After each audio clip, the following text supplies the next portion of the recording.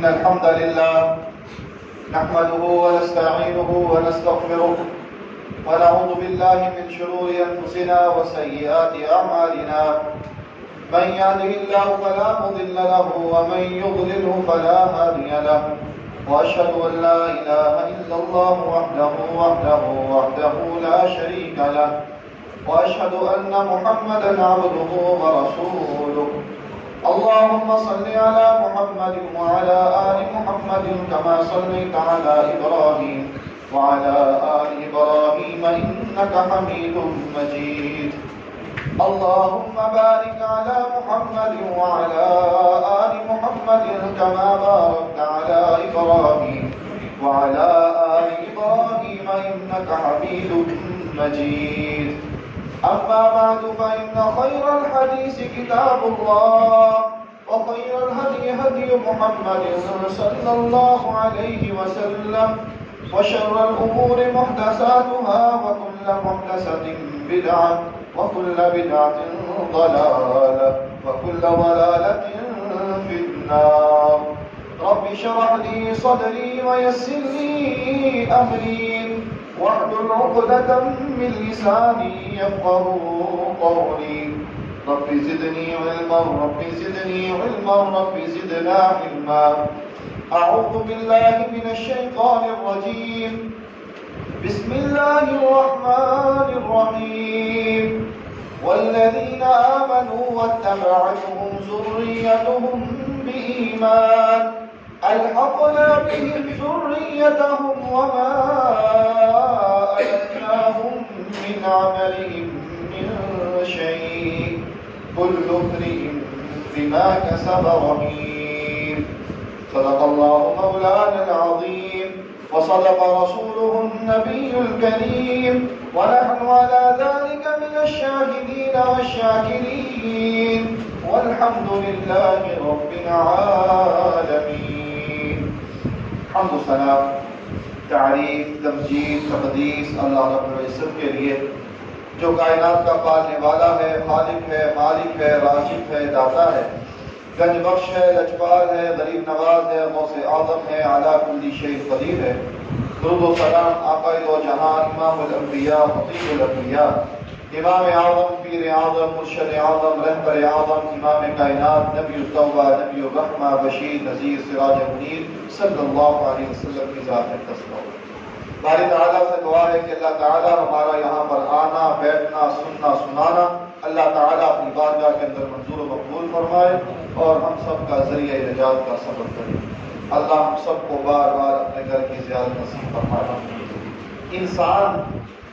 جب اس دنیا میں آتا ہے تو اس کے آس پاس اس سے محبت کرنے والے موجود ہوتے ہیں ایک جماعت موجود ہوتی ہے جو اس سے محبت کرنے والی وہ والدین کی شکل میں ہوں بہن بھائیوں کی شکل میں ہوں رشتہ داروں کی شکل میں ہوں عزیز و اقارب کی شکل میں ہوں جب بچہ اس دنیا میں آتا ہے تو اس کے پاس ایک جماعت ہوتی ہے محبت کرنے جب بچہ آہستہ آہستہ جوان ہوتا ہے تو وہ محبت کرنے والے آہستہ آہستہ اس سے جدا ہونا شروع ہو جاتے ہیں اور جب اس سے محبت کرنے والے پیار کرنے والے چاہت کرنے والے اس سے جدا ہوتے ہیں تو وہ انسان غمگین ہوتا ہے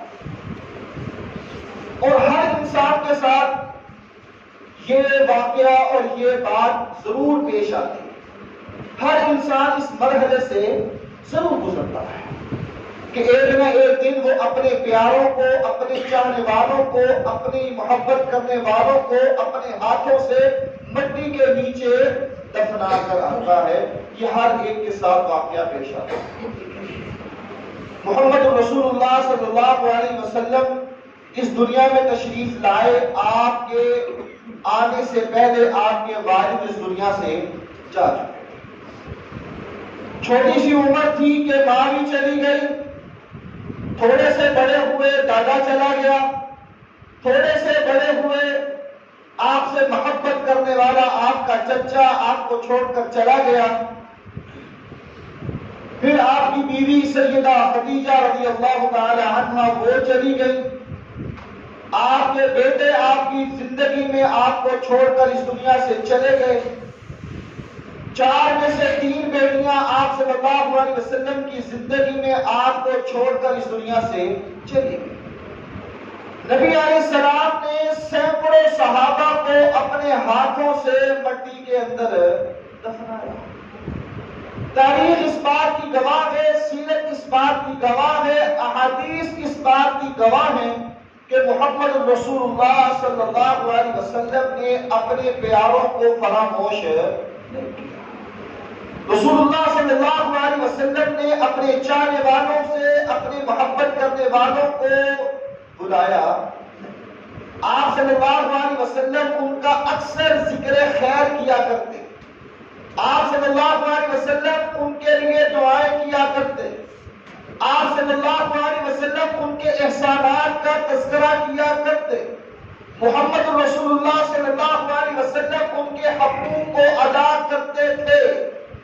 آج دنیا کی زندگی نے ہمیں بے رحم بنا دیا، دنیا کی زندگی نے ہمیں بے حس بنا دیا، دنیا کی زندگی نے آج ہمارے ضمیر کو مردہ کر دیا۔ ہم اپنے مرنے والوں کے حقوق کو ادا کرنا دور کی بات ہے، سارا سال تک ہماری زبانوں پر ان کا ذکر خیر آتا ہی نہیں ہے۔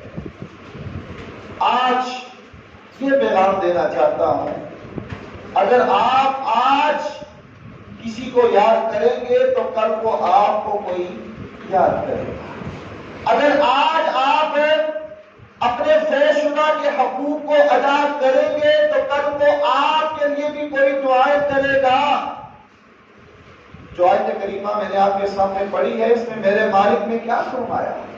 والذین آمنوا واتبعتهم ذریتهم بإیمان الحقنا بهم ذریتهم وما ألتناهم من عملهم من شيء كل امرئ بما كسب رهين۔ وہ لوگ جو ایمان لائے اور ایمان لانے میں انہوں نے اپنے والدین کی پیروی کی، میرے اللہ فرماتے ہیں کہ ہم ان کو ان کے والدین کے ساتھ ملا دیں گے۔ وما ألتناهم من عملهم من شيء، اور ان کے اعمال میں سے کوئی کمی نہیں کریں گے۔ کل امرئ بما کسب رہین، ہر انسان گروی میں ہے۔ کیا مفہوم ہے، کیا معنی ہے؟ والدین نیک تھے، عبادت کرنے والے تھے، اس دنیا سے چلے گئے۔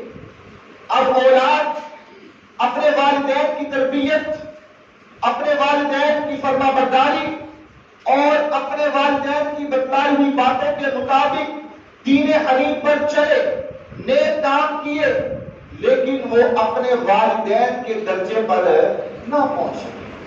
والدین بھی نیک تھے اور اولاد بھی آگے سے نیک ہے، اچھے کام کرتی ہے، لیکن اپنے والدین کے درجے تک وہ پہنچ سکی نہیں پہنچ۔ میرا اللہ ان پر خاص رحم فرمائے گا اور میرا اللہ الحقنا بہم ذریتہم، اللہ ان کو ان کے ساتھ ملا دے گا، اولاد کو والدین کے ساتھ ملا دے گا۔ وما ألتناهم من عملهم من شيء، آج والدین اس دنیا سے چلے جائیں، آج باپ اس دنیا سے چلے جائے، آج ماں اس دنیا سے چلی جائے، تو پھر ہم سمجھتے ہیں کہ اب ہم خود مختار ہیں، اب ہمیں پوچھنے والا کوئی نہیں ہے، اب دنیا میں ہم جیسے مرضی جس طرح مرضی زندگی گزارے، کوئی پرواہ نہیں ہے۔ ان کو کیا پتا، ان کو کیا خبر کہ ہم دنیا میں کیا کر رہے ہیں؟ غلط سوچ، غلط بات۔ سلسلہ صحیحہ کے اندر علامہ البانی رحمہ اللہ حدیث لے کر آئے ہیں، ابو ایوب انصاری رضی اللہ تعالی عنہ سے مروی ہے کہ رسول اللہ صلی اللہ علیہ وسلم نے فرمایا کہ جب مومن روح اس دنیا سے جاتی ہے تو عالم ارواح میں اور روحیں بھی موجود ہیں۔ جو روح اس دنیا سے عالم ارواح کی طرف جاتی ہے تو وہ روحیں اس روح سے پوچھتی ہے اپنے عزیزوں کے متعلق، اپنے پیاروں کے متعلق کہ بتاؤ ہمارے اس فلاں عزیز کا کیا حال ہے، طرح طرح کے سوالات کرتی ہے۔ اب سوالات کرنے کی کیفیت کیا ہے یہ میرے اللہ کو پتا ہے۔ کس طرح سوال کرتے ہیں یہ میرے رب کو پتا ہے، کہاں سوال کرتے ہیں اس کی کیفیت میرے اللہ کو پتا ہے۔ رسول اللہ صلی اللہ علیہ وسلم کی حدیث ہے، فرمایا کہ وہ مومن روح جو ہے جب عالم ارواح میں جاتی ہے تو وہ آگے سے اپنے عزیزوں کے متعلق سوال کرتی ہے، پوچھتی ہے کہ فلاں کا کیا حال ہے، فلاں کیسا ہے، اور پھر وہ آگے سے بتلاتا ہے کہ وہ تو نیک کام کرتا ہے، وہ تو اچھے کام کرتا ہے، تو وہ پھر پیارا جو اس دنیا سے چلا گیا ہے وہ اس کے لیے دعا کرتا ہے، اللہ یہ جو نیکی کر رہا ہے یہ تیرے فضل کے ساتھ ہے، اللہ یہ جو نیکی کر رہا ہے یہ تیری رحمت کے ساتھ ہے، میرے مالک اس کو توفیق صرف تیری ہی ہے، تو نے توفیق دی ہے کہ یہ نیکی کر رہا ہے، میرے مالک اس انسان پر، میرے اس عزیز پر، میرے اس پیارے پر اپنی نعمت کو مکمل کر دے اور اسی پر اس کو موڑ دے۔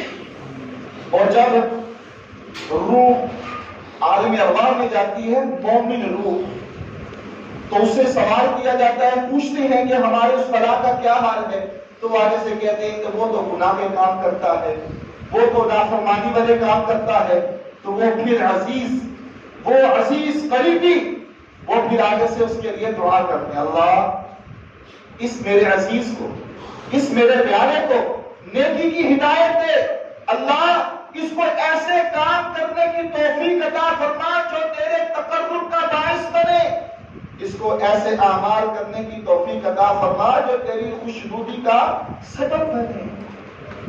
اس سے کیا معلوم ہے کہ جو ہمارے عزیز ہیں، جو ہمارے قریبی ہیں، وہ ہمارے لیے دعائیں کرتے ہیں، اور ہمارا اللہ چاہے تو وہ ہمارے حالات کو جانتے ہیں۔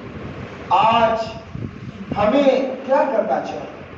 ضرورت اس بات کی ہے کہ ہمارے عزیز، ہمارے قریبی جو ہم سے جدا ہو گئے ہیں، ہمیں ان کے حقوق کا خیال رکھنا چاہیے، ان کے حقوق کو ادا کرنا چاہیے۔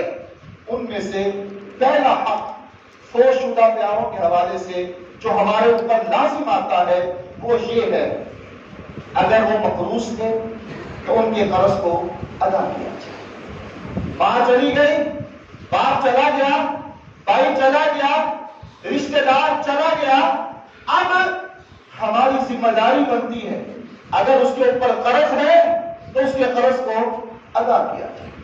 اب قرض کے حوالے سے دو صورتیں بنتی، یا تو وہ اللہ کا مقروض ہے یا وہ انسان کا مقروض ہے۔ اللہ کا مقروض کیسے؟ بخاری کی روایت، جوہینہ قبیلے کی ایک عورت آئی، آ کر کہنے لگی یا رسول اللہ صلی اللہ علیہ وسلم میری ماں اس دنیا سے چلی گئی، اس نے حج کی نیت کی ہوئی تھی، نظر مانی ہوئی تھی کہ وہ حج کرے گی، حج نہیں کیا اور وہ چلی گئی۔ اللہ کے نبی صلی اللہ علیہ وسلم میں اپنی ماں کی طرف سے حج کروں؟ آپ نے فرمایا ہاں اپنی ماں کی طرف سے حج کرو۔ کیا خیال ہے اگر تیری ماں نے دنیا میں کسی کا قرض دینا ہوتا تو تو اس کو ادا کرتی؟ جی یا رسول اللہ صلی اللہ علیہ وسلم ضرور ادا کرتی۔ تو آپ نے فرمایا کہ میرا اللہ زیادہ حق رکھتا ہے کہ اس کے قرضے کو ادا کیا جائے۔ اگر انسان اللہ کا مقروض ہے تو اس کے قرض کو ادا کیا جائے۔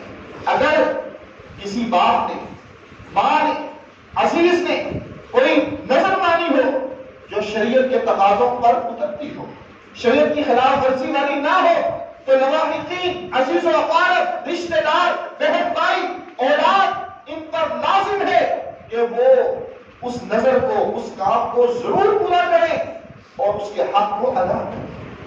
دوسری صورت یہ بنتی ہے کہ انسان بیمار ہو جاتا ہے، خاص طور پر عورتوں میں یہ بات زیادہ عام ہے کہ وہ ان کے روزے جو ہیں وہ اکثر چھوٹ جاتے ہیں، روزے نہیں رکھ سکتے، بیماری کی حالت اس دنیا سے چلی گئی۔ ابو داؤد کی روایت ہے صام عنہ ولیہ، اس کے قریبی کو چاہیے کہ وہ اس کی طرف سے روزے رکھے۔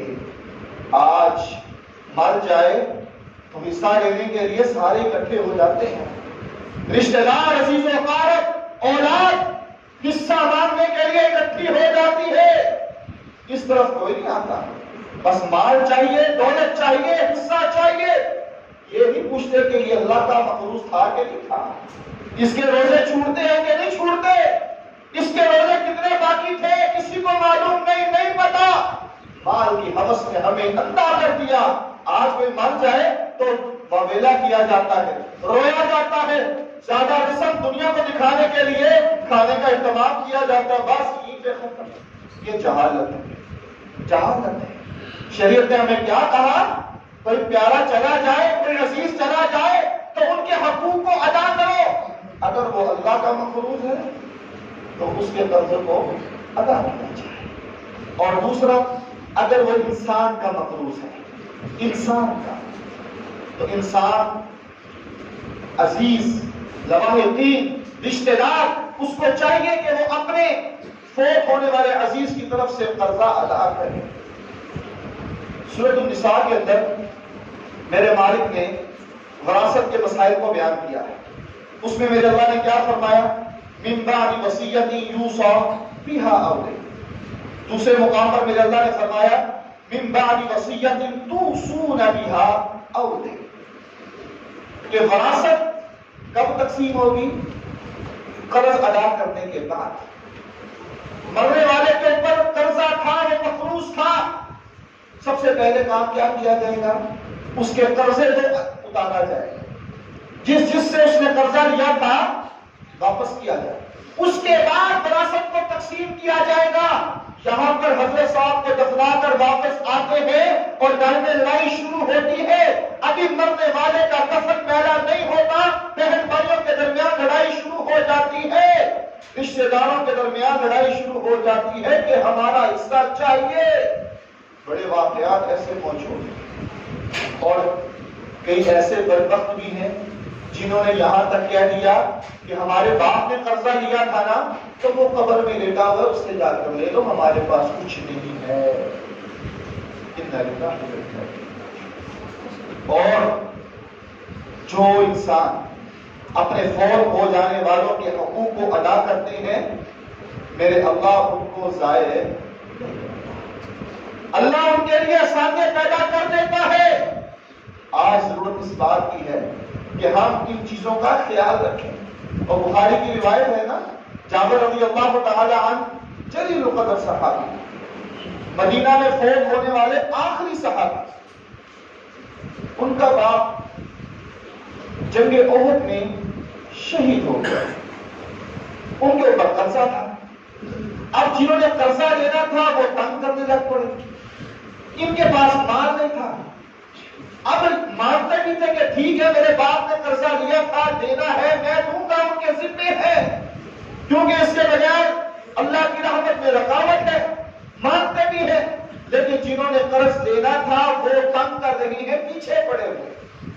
اللہ کے نبی صلی اللہ علیہ وسلم کے پاس آئے، یا رسول اللہ صلی اللہ علیہ وسلم، لوگوں نے تنگ کر رکھا ہے، پریشان کر رکھا ہے، میں کیا کروں؟ آپ صلی اللہ علیہ وسلم نے فرمایا جابر جاؤ اور مختلف قسم کی کھجوروں کو لے کر ان کی ڈیریاں لگاؤ۔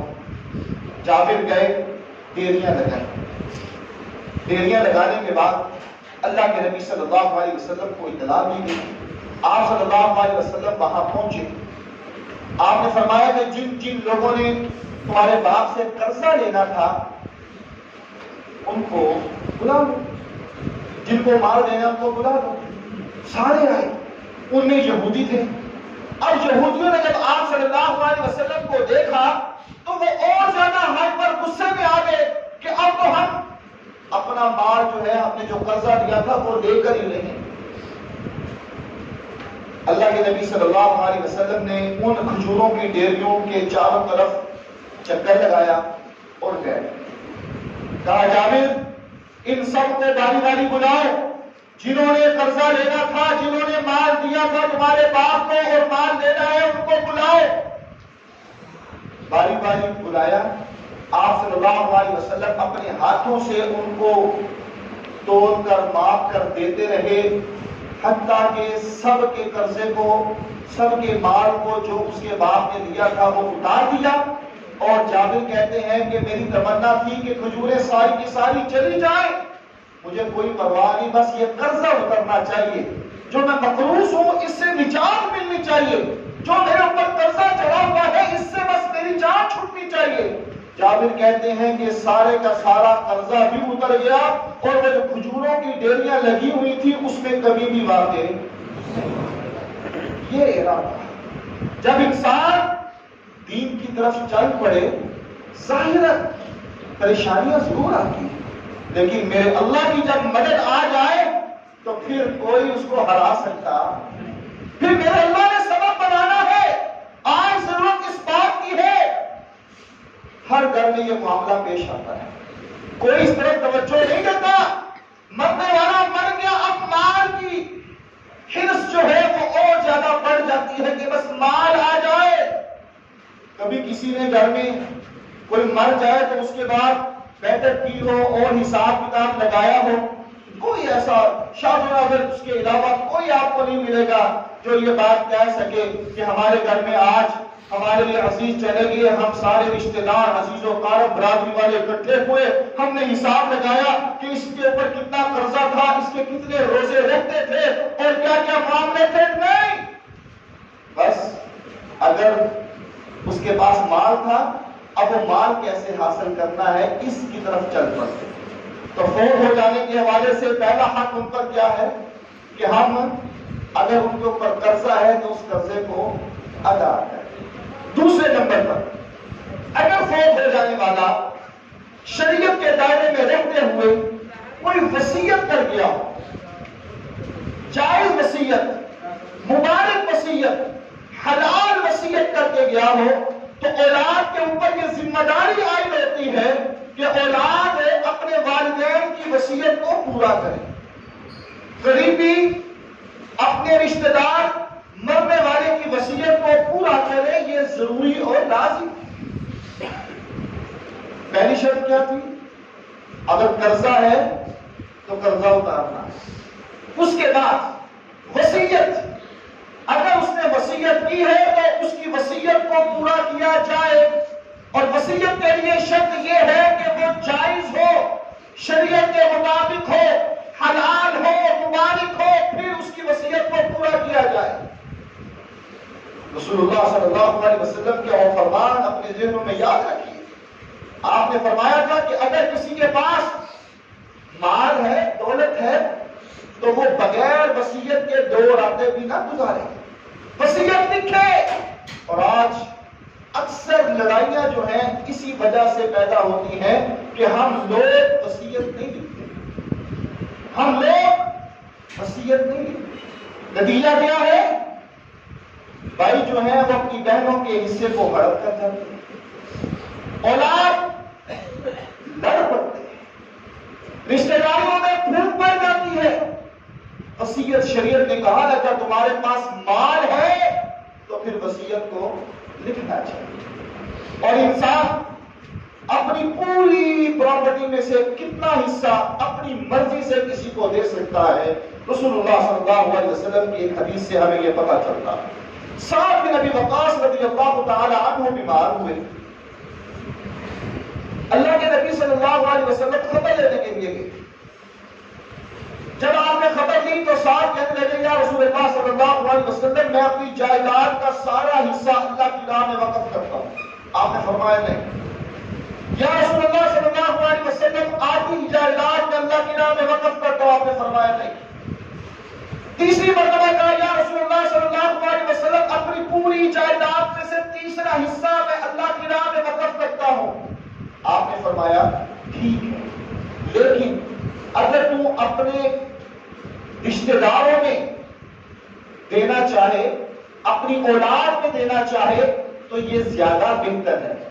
یہ نہ ہو کہ تیرے جانے کے بعد وہ لوگوں کے آگے ہاتھ پھیلائیں۔ اب اس حدیث سے ہمیں کیا پتہ چلا کہ اگر انسان اپنی زندگی میں اپنی جائیداد میں سے کوئی حصہ کسی کو دینا چاہتا ہے تو وہ پوری جائیداد میں سے صرف تیسرا حصہ اپنی مرضی سے دے سکتا ہے۔ باقی جو شریعت نے وراثت کے مسائل بیان کیے اس کے مطابق ہی کام چلے۔ لیکن اگر انسان کسی راہ میں، کسی فلاحی کام میں، کسی مسجد، مدرسے یا کسی اور جگہ میں مال مال دینا چاہتا ہے تو اس کو شریعت نے یہ اجازت دی ہے کہ تیسرا حصہ وہ دے سکتا ہے، لیکن اس کو پھر بھی خیال رکھنا چاہیے کہ وہ اپنے رشتہ دار، اپنے قریبیوں میں دیکھے، یہ نہ ہو کہ اس کے جانے کے بعد وہ لوگ جو ہے وہ لوگوں کے آگے ہاتھ پھیلائیں۔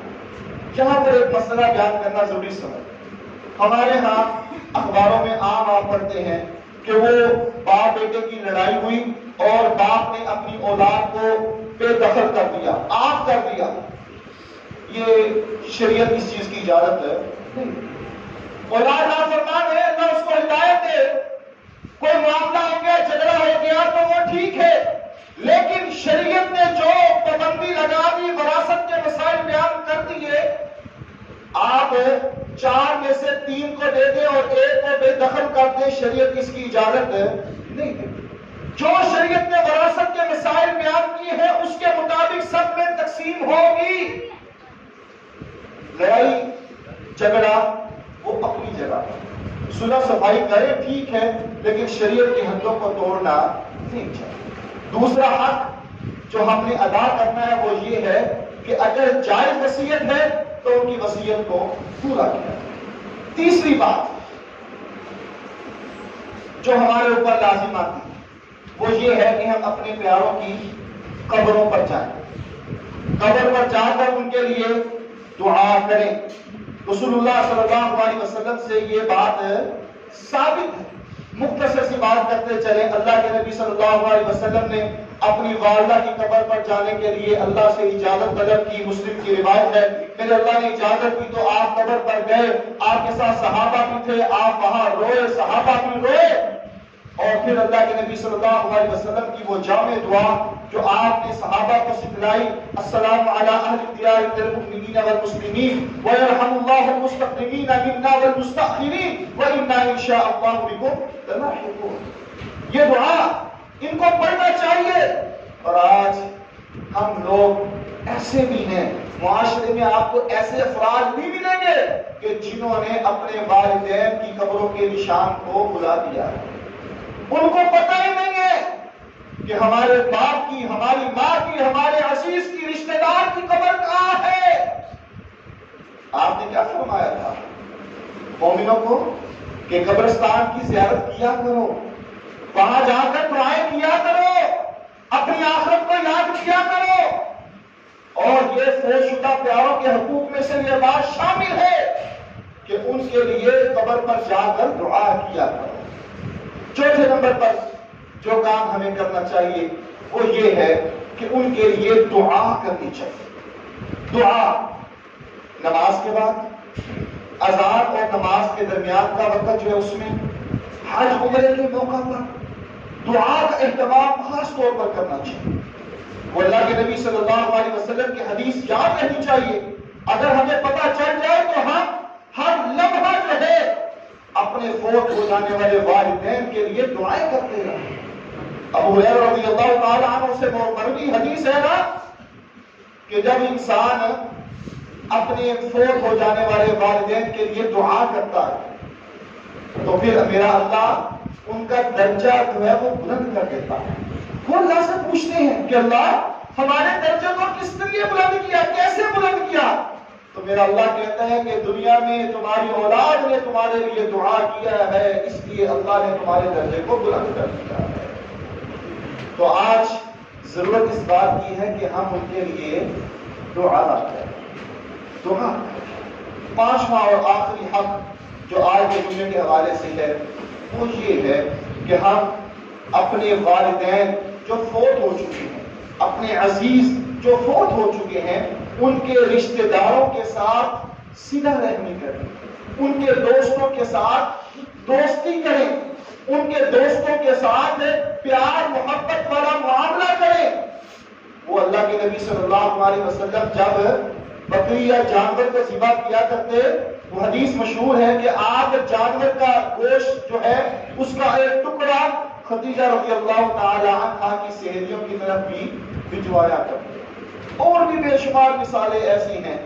تو ہمیں چاہیے کہ ہم بحیثیت مسلمان ہر انسان اس بات سے بخوبی واقف ہے کہ اس کا کوئی نہ کوئی عزیز، کوئی نہ کوئی پیارا رشتہ دار اس دنیا سے گیا ہوا ہے، تو ہمیں چاہیے کہ ہم ان کے حقوق کا خیال رکھیں، ان باتوں کا خیال رکھیں۔ پہلے نمبر پر اگر ان کے اوپر قرضہ ہے تو اس کو ادا کریں۔ دوسرے نمبر پر اگر انہوں نے کوئی وصیت کی ہے شریعت کے دائرے میں رہتے ہوئے تو اس کو پوری کرنے کی کوشش کریں۔ تیسرے نمبر پر ان کی قبر پر جائیں، دعا کریں۔ چوتھے نمبر پر نماز کے درمیان، اذان اور نماز کے درمیان اور نماز کے بعد ان کے لیے دعا کریں۔